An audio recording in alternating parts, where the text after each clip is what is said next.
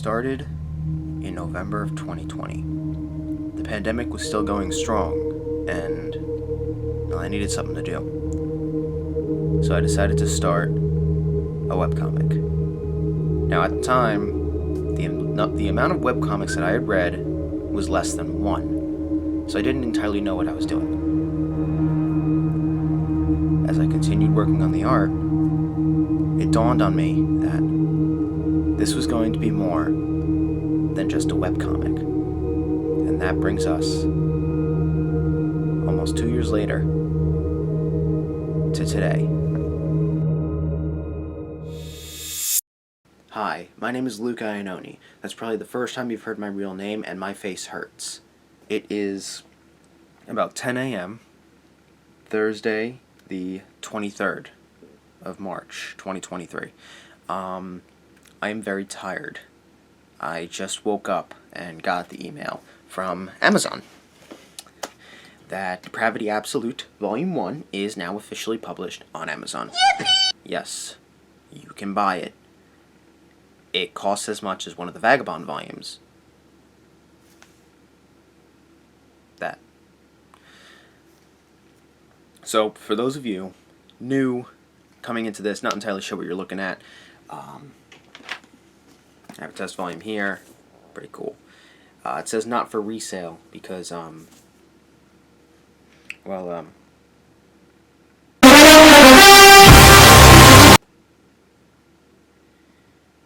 what are you expecting from this book that I worked hard on and I'm now holding? Well, this is what you're going to get. You're going to get a lot of inspiration from Berserk. You're going to get a lot of inspiration from Monster. A lot from JoJo's Bizarre Adventure. A lot from Attack on Titan. Vinland Saga. Vagabond. Did I say that already? Fist of the North Star. Bleach. And perhaps more. Like, I don't know. Something comes to my head and I'm like, yeah, I like this now. It's going in my book. But what, like, in terms of story, what are you expecting? Wax Wangsworth is the Purple Lizard Man. He's the only Purple Lizard Man. And he adopted 2 daughters named Starlight and Moonlight. And he's married. Somehow. Somehow my fictional character got married before me. I'm sad. Wax's wife is kidnapped by a group known as the Scorchcrows, who are a gang that are trying to reunite fractured pieces of what used to be an empire. But as the journey continues, Wax learns that his wife doesn't want him at all, and she joins the Scorchcrows altogether. There's a man with a dark past that we learn about, named Lord D. Those of you following my Instagram, you're quite familiar with this guy, because, as I've said many times before, he's really fun to draw. Lord D is about 500 years old and befriends Starlight despite not even wanting to look at her, and helps her to prepare herself to save her dad. And at the end of the story, we see that the Scorchcrows somehow have discovered an ancient sword crafted by the Elder God of Might, Talos. The Sword of Might.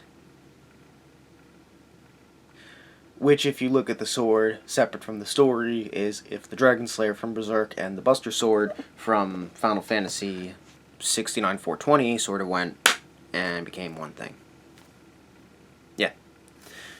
So I actually had an entirely different announcement video planned, but YouTube took it down, because it turns out I can't use copyrighted music. Which makes sense, but like I wasn't making money off of it. It's a shame that I can't show it on YouTube. So, I'll put a link in the description, I guess. I mean, it's Google Drive. I'll just show you guys anyway. And yeah, in the description you'll find links to the Amazon page, to the aforementioned trailer, and of course my Instagram, where I'm a lot more active.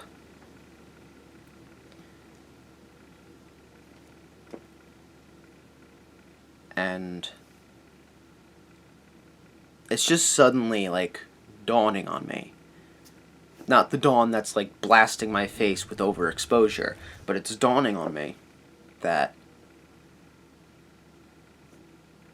even though it took almost 2 years, 2.5 years, just to get this book published to any extent, and it almost feels like the end of a part. And even with that, I know that this is just the beginning of the entire story that me and my friends have planned on doing. And yeah, it's a lot. It's a bit to handle, you know? But it's good to be here, you know? And even if you look at the art in Volume 1 and even the story, I will admit it's lacking. It's not the best. But I would say, stick around until Volume 2, because I'm working on this thing continuously. And whether or not it does well, I'm gonna keep going. I'm not gonna stop.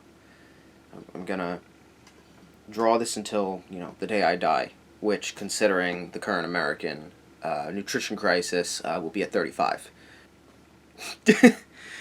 It's there. Go get it if you wish. I mean.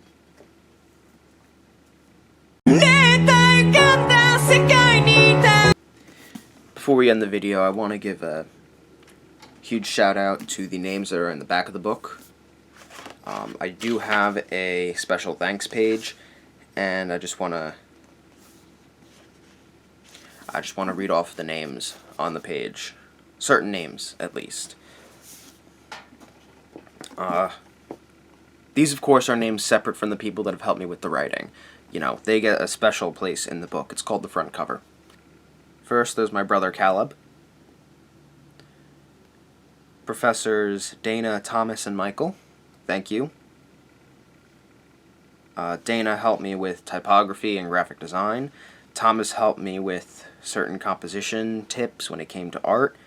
And Michael, all around, basically encouraged me to self-publish over traditional publishing, because traditional publishers are dirtbags and like stealing your money, and also will never take your original story and always require editors. And basically, yeah, thanks, Michael. I almost died, but you saved me. This is a Jesus moment.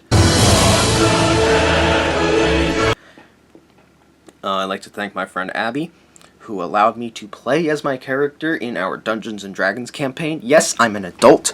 Due to that, I was able to not only craft the character, like the inner character of Wax, but also of another character that will be introduced later in the story, who originally had nothing and I didn't know what to do until I played as him in the game. And that's all the names that I'll list for now. There are a few more in the back of the book, and I will warn you, it is in a traditional manga format, right to left, but I'm sure you'd piece that out if you just open the book backwards. Not that hard. But yeah, that's it. God bless you all, and